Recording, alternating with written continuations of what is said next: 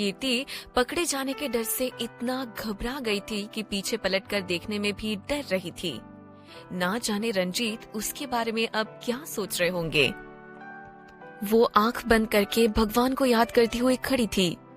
हे भगवान, पापा ने देख लिया, अब क्या करूं? लेकिन अगले ही पल उसे आवाज सुनाई पड़ी। अरे, तुम यहाँ क्या कर रही हो?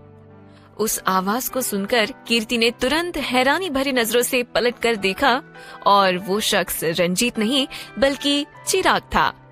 कीर्ति उसे देखते ही बोली, तुम हो? और मुझे लगा कि... ये कहते ही कीर्ति को वापस याद आया कि वो तो रंजीत के लिए वहां आई थी और वो वापस मुड़कर रंजीत को ढूंढते हुए आगे जाने लगी। पर चिराग उसके सामने आते हुए बोला, अरे अरे, कहाँ भागे जा रही हो मैडम? जब मैं तुम्हारे सामने हूँ तो किसी और को क्यों ढूंढना? लेकिन कीर्ति की नजर और ध्यान दोनों ही रंजीत पर थे, इसलिए उसने चिराग के मजाक का कोई भी जवाब नहीं दिया। वो बस चारों तरफ रंजीत को देखने लगी, पर वहाँ लोगों की भीड़ के साथ साथ ट्रैफिक भी ज्यादा थी, जिसमें रंजीत उसे दूर दूर तक नजर ही नहीं आ रहे थे। वो इस बात से बेहद निराश हो गई, लेकिन वहाँ वो चिराग से मिली थी और चिराग चुप होकर उसे कुछ भी करने दे, ऐसा तो नहीं होने वाला था। कीर्ति अपनी बेचैन नजर से रंजीत को ढूंढ रही थी। उसी वक्त चिराग ने फिर से अपनी राग छेड़ते हुए कहा, अच्छा ये बताओ, तुम अचानक यहाँ कैसे आ गई? अगर तुम्हें मेरी याद आ ही रही थी तो मुझे कह देती ना, मैं खुद आ जाता तुमसे मिलने। इस तरह से मेरा पीछा करने की क्या जरूरत थी? इस बार कीर्ति बुरी तरह से चिढ़ गई। वो छल्लाते हुए बोल पड़ी, चिराग, मैं यहाँ किसी जरूरी काम से आई थी, लेकिन तुम बीच में आ गए और सब गड़बड़ हो गया। तो बेहतर होगा कि तुम मुझे परेशान करना बंद करो। कीर्ति की नजर अब भी उन तंग गलियों पर थी। चिराग ने देखा कि वाकई कीर्ति कुछ ज्यादा ही बेचैन लग रही है। इससे चिराग भी गंभीर हो गया और उसने कीर्ति से कहा, I am sorry Kirti, I was just joking. मैं समझ गया था कि तुम कुछ परेशान हो, इसलिए मैंने तुमसे सवाल पूछने की बजाय... उसकी बात सुनकर कीर्ति की नजर उस गली से हटकर चिराग पर आ गई। चिराग ने अपनी बात आगे बढ़ाते हुए कहा, कीर्ति, अगर तुम यहाँ किसी को ढूंढ रही हो तो एक बात ध्यान रख लो, ये गली ऐसी है कि यहाँ पर इतनी आसानी से किसी को ढूंढना बहुत मुश्किल है। उसकी बात पर जवाब देते हुए कीर्ति ने मायूस होकर कहा, अगर उस वक्त तुमने मुझे नहीं रोका होता तो ढूंढने की जरूरत भी नहीं पड़ती चिराग। कीर्ति की बातों से चिराग के मन में कई सवाल खड़े हो रहे थे।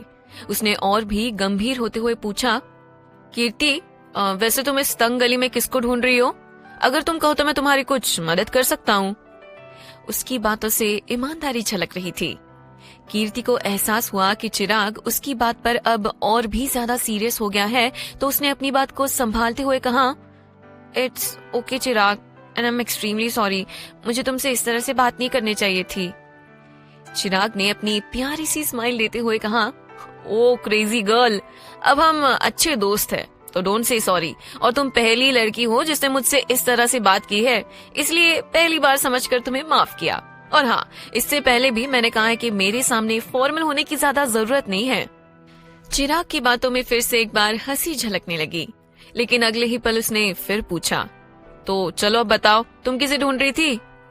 कीर्ति उसे अपनी प्रॉब्लम नहीं बताना चाहती थी, इसलिए उसने बात पलटते हुए कहा, मेरी छोड़ो, तुम बताओ, तुम यहाँ क्या कर रहे हो? चिराग इस बात पर थोड़ा सोचने लगा और फिर उसने अपनी बात रखते हुए कहा, अगर तुमने मेरी बायोग्राफी देखी होगी तो उसमें एक बात कही थी मैंने। ये सुनकर जैसे कीर्ति को कुछ याद आया हो, उसने तुरंत हैरानी से कहा, अरे, इसका मतलब ये वही जगह है जहाँ तुम्हारा बचपन गुजरा है? चिराग एक फेमस एक्टर जरूर था, पर बचपन से ही वो अकेला था और इस तंग गली में रहकर बड़ा हुआ था, इसलिए जब भी उसे टाइम मिलता वो वहाँ चला जाता था। लेकिन कोई उसे देख ना ले, इसलिए वो अपना हेयर स्टाइल बदलकर और आंखों में चश्मा लगाकर रखता था। चिराग ने कीर्ति की बात पर हाँ में सिर हिलाते हुए कहा, करेक्ट, इसलिए मैं कह रहा था, अगर तुम यहाँ किसी को ढूंढ रही हो तो मुझसे कह सकती हो, मैं तुम्हारी हेल्प कर सकता हूँ।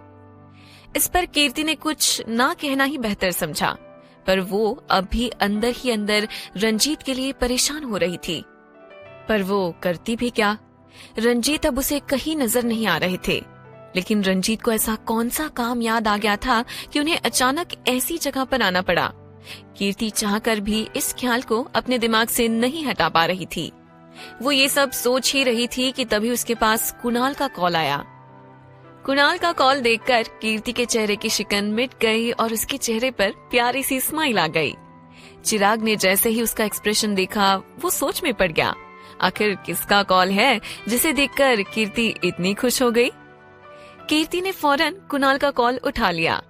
कुणाल ने अपने इमोशनलेस आवाज में कहा, कीर्ति तुम कहाँ हो? उसके इस सवाल पर कीर्ति ने पहले चारों तरफ देखा और फिर सोच समझकर जवाब देते हुए बोली, बस घर के लिए ही निकल रही हूँ।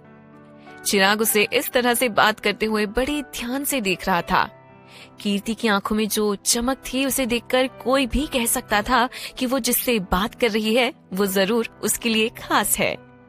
कुणाल ने अपनी बात को आगे बढ़ाते हुए कहा, ठीक है फिर तुम रेडी रहना, आज शाम हमें एक पार्टी में जाना है। इसके बाद कुणाल ने कॉल कट कर दिया। कीर्ति ने भी जैसे ही फोन रखा उसने ध्यान दिया कि चिराग उसे ही देख रहा है। उसने अनजान बनते हुए पूछा, क्या हुआ? चिराग ने उसे इग्नोर करते हुए कहा, अरे नहीं कुछ नहीं। कीर्ति ने जल्दबाजी करते हुए कहा, ओके चिराग मुझे जाना होगा, अर्जेंट काम है, और वो वहां से फौरन निकल गई। चिराग सोच में पड़ गया, आखिर वो कौन था जिसके एक कॉल से कीर्ति ये भी भूल गई कि वो वहां किसी को ढूंढने आई थी। वहीं मीनल घर में कामिनी से फोन पर बात कर रही थी। वो उससे कीर्ति और कुणाल के झगड़े के बारे में बात कर रही थी और उसने कहा, मैं तो इतनी खुश हूँ कि मैं तुम्हें बता नहीं सकती। दूसरी तरफ से कामिनी ने कहा, ये तो होना ही था, और अब जैसा जैसा मैं कहते जा रही हूँ तुम बस वैसा करती जाओ और फिर देखना कैसे कुणाल कीर्ति को खुद घर से बाहर निकालता है। मीनल ने हंसते हुए कहा, हाँ तो अब बताओ हमारा नेक्स्ट प्लान क्या है? कामिनी ने काफी देर तक उससे बात की, जिससे मीनल के चेहरे का रंग और भी खिल उठा और उसने कहा, इस बार तो उस कीर्ति को कोई भी नहीं बचा सकता। वो दिन अब दूर नहीं जब हमारी परेशानी पूरी तरह से खत्म हो जाएगी। मीनल ने ऐसा कहा ही था कि पीछे से कीर्ति ने कहा, कैसी परेशानी माँ? उसकी आवाज सुनकर मीनल शॉक्ड हो गई। कीर्ति की आवाज कामिनी ने भी सुन ली थी, इसलिए उसने तुरंत मीनल का कॉल डिस्कनेक्ट कर दिया। लेकिन उसके चेहरे की स्माइल बता रही थी कि जैसे उसने कीर्ति को परेशान करने की कसम खा ली हो। जब तक हम रहेंगे ना जिएंगे ना जीने देंगे। लेकिन इस वक्त मीनल का हाल सबसे ज्यादा खराब हो रखा था। उसे डर था कि कहीं कीर्ति ने उसकी और कामिनी की बात ना सुन ली हो। कीर्ति मीनल के करीब आकर प्यार से बोली, माँ कोई प्रॉब्लम है क्या? आप किस परेशानी की बात कर रही थी? कीर्ति की बातों से ऐसा लग रहा था जैसे वो मीनल की सारी बातें नहीं सुन पाई थी। मीनल ने एक सुकून की सांस ली और नकली हंसी हंसते हुए बोली, अरे नहीं बेटा, अब कोई परेशानी नहीं है। जब से तुम आई हो तब से हमारी सारी परेशानी जैसे खत्म सी हो गई है। मीनल इतने अच्छे से कह तो रही थी पर उसका दिल ही जानता था कि वो क्या कह रही है। खैर, गिरगिट जब रंग बदलते हैं तो वो समय नहीं देखते, बस परिस्थिति देखकर रंग बदल लेते हैं। कीर्ति पार्टी के लिए रेडी थी।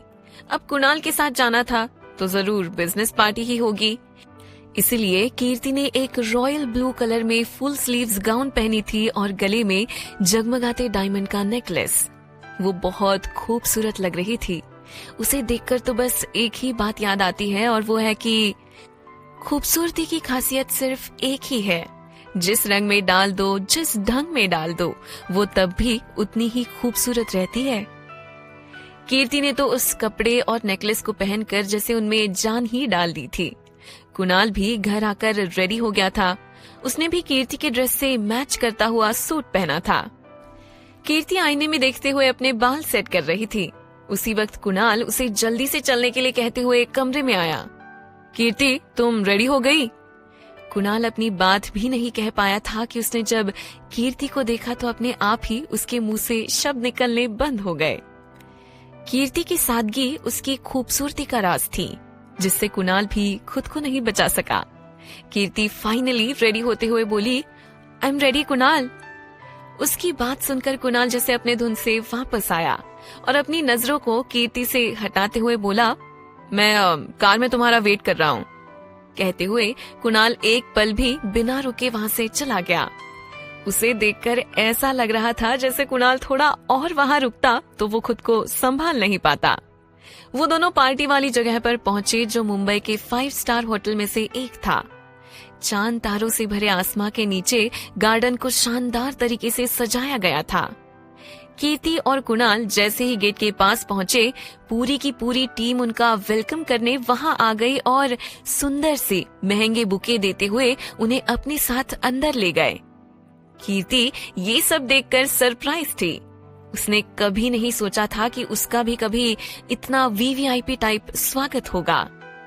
वो दोनों अंदर आए ही थे कि उन सबके बीच से एक जेंटलमैन सा आदमी बाहर आया और कुणाल से हाथ मिलाते हुए बोला, वेलकम मिस्टर कुणाल, आपको यहाँ देखकर अच्छा लगा, वरना मुझे तो लगा था कि आप नहीं आने वाले।